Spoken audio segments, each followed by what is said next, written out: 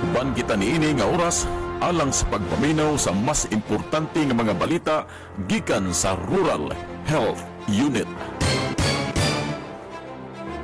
Maayong hapon kanatong tanan. So sa atong mga suking tigpaminaw sa tibuok lumulupyo sa tubod, apil na ang sigpit nga mga munisipyo. So karong hapunan no ania kita para ipasugyot sa inyo ang mga pipila ka topics kabahin sa himsog sa panglawas. So ako si Julie Lahoy-Lahoy, isa ka nurse, o karon kauban ako si Ma'am Joanne Icalina. Una sa tanan, so ato una pasalamatan ang Ginoo no sa maayong panahon, sa maayong higayon nga kita karon makahatag og mga impormasyon nga makat-unan sa atong mga katawhan. So before ta magsugod, ato sab i-greet og maayong hapon ang atong mga leader dinhi sa probinsya sa Lanao del Norte.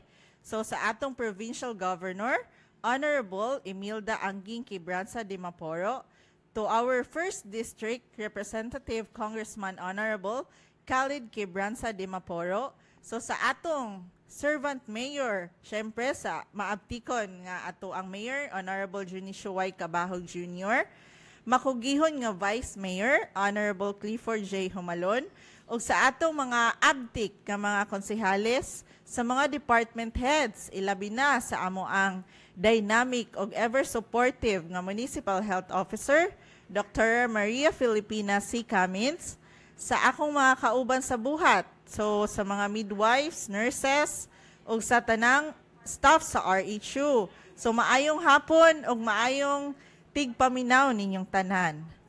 So karong hapuna, ang atong topic kay kabahin sa Operation Timbang Plus o Garantisadong Pangbata. So kani sila nga mga programa kabahin kini sa nutrisyon. So under kini sa program sa nutrisyon. So atong pagahisgutan una ang topic sa kabahin sa Operation Timbang Plus. So akong tawagon si Ma'am Joanne Icalina para madiscuss pa niya kabahin aning OPT. Hello, maayong hapon sa tanan. So karon ang akong topic is kabahin sa atong Operation Timbang Plus, so or OPT Plus. Mao ni siya ang ato ang ginabuhat nga tinuig nga pagpanimbang o pagsukod no sa gitas-on sa tanang bata nato nga 5 ka tuig paubos. So kani siya pagabuhaton ni siya sa bulan sa January to March. So every year nato ni siya ginabuhat. Usahay pod, ginabuhat na pod nato ni siya pag-abot pod sa year end, usually mga October. So kaning OPT Plus, so ang result ani or information nga ginahatag para mahibal-an nato no ang nutritional status or unsay kahimtang kung malnourished ba atong mga bata or dili ang katibuk-an sa atong munisipyo or katibuk-an sa atong barangay. So kani atong OPT Plus, naat siya isa ka team no nga nga mukandak ani sa atong tagsa-tagsa nga barangay.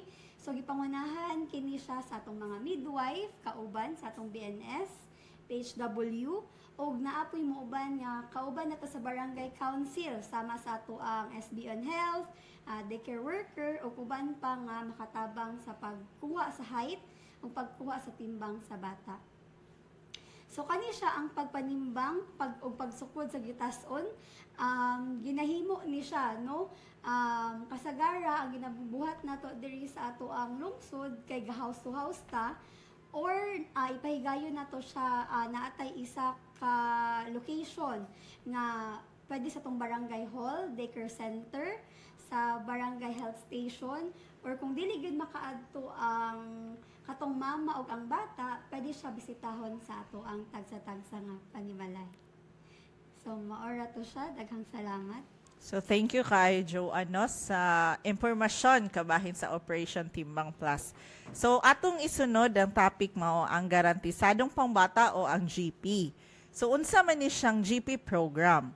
So mao kini ang mga services nga gipanghatag nato sa mga bata nga nag-edad 0 to 5 years old ug mga boros.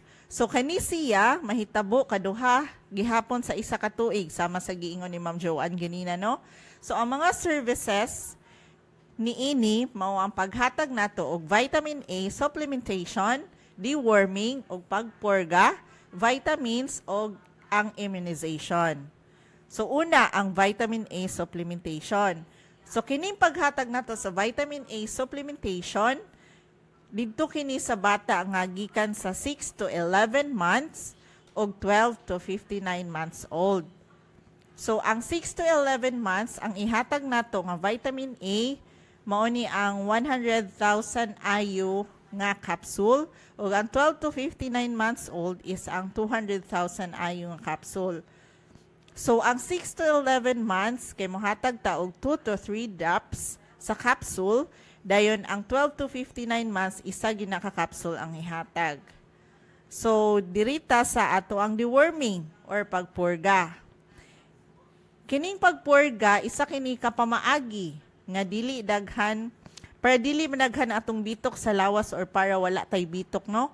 Para malikayan nato ang sakit sama sa malnutrition, anemia, mao nang maghatag kita og albendazole. So atong ihatag nga purga mao nang albendazole, no, nga mao po na siya available sa atoang Rural Health Center. So kining albendazole 400 mg ihatag ni siya sa edad na magsugod taghatag ani 1-year-old dayon pataas. So ang 1-year-old hatagan na to og half sa tablet. Dayon ang 2 years old pataas mohatag na taog isa ka tablet. So kabalo ba mo unsa ang mga factors or hinungdan ngano na ay bitok ang usa ka tawo? So posible kay or ang iyang palibot hugaw, so poor nutrition o poor personal hygiene. So ang mga pamaagi para malikayan nato ang mga parasitic diseases or mga bitok. So number 1 yun na, no, ang hand washing. So maghugas gyud ta sa atong mga kamot before ta mo kaon o after na mo kaon. So dili malibang bisag asa. So dapat sa kasilyas gyud ta malibang, no, mo na siya proper sanitation. And then likayan ang pagkaon og mga hilaw. O kanang mga pagkaon nga wala pa naluto. Og ang pagkaon dapat lutoon gyud og ayo. So ang importante po dili pud ta maghugaw-hugaw. So kanang mga bata, no, atong mga anak, dapat dili nato sila ipadula o kanang mga yuta kay isa na siya sa makahinungdan nga magkabitok ang bata. So sunod mao ang immunization. So ang immunization aduna naman kitay mga schedule matag barangay ana. So para sa mga bata bagong natawo paingon sa 1-year-old. Mo na siya para ang bata matawag na dayon siya og fully immunized child kung kumpleto siya gikan sa pagkatawo hangtod 1-year-old niya. So ang paghatag og immunization or pagbakuna sa mga bata adunay mga daghan benepisyo, no, so diin malikay og maprebentahan ang mga sakit batok sa sama sa TB, measles, rubella, so pneumonia, hepa, diphtheria, pertussis, og tetanus.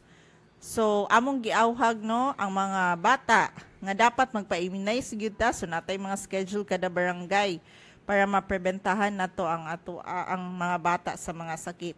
So, kining vitamin A og pagpurga.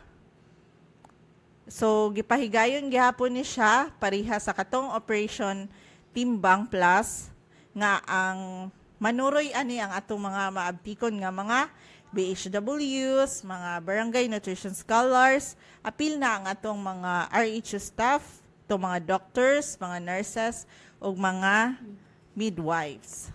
So, karon maraman to atong topic, ang garantisadong pangbata o ang Operation Timbang Plus. So, amo sab isulti sa inyo ang ato ang accomplishment karong simanaha, no? So natay activity nga gihimo karong simanaha.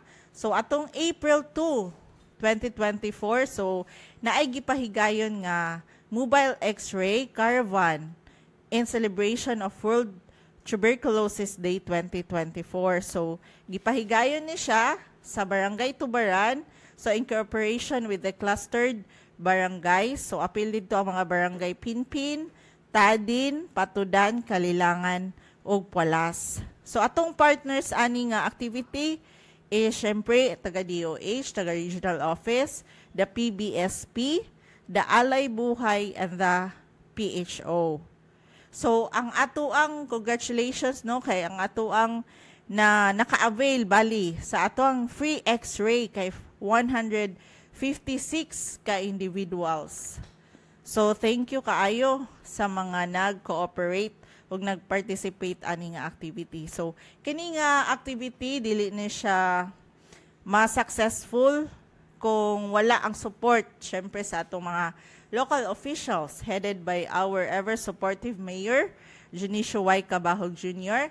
sa atong mga barangays nga involved, of course, ang atong mga barangay captains o mga barangay officials, sa atong mga bisita gikan sa provincial health office, and of course ang atong mga RHO staff sila doktora, and to our NTP coordinator Ma'am Eileen Cabahog, and to our BHWs and mga BNS, mga lumilihok sa barangay. So thank you kayo, no?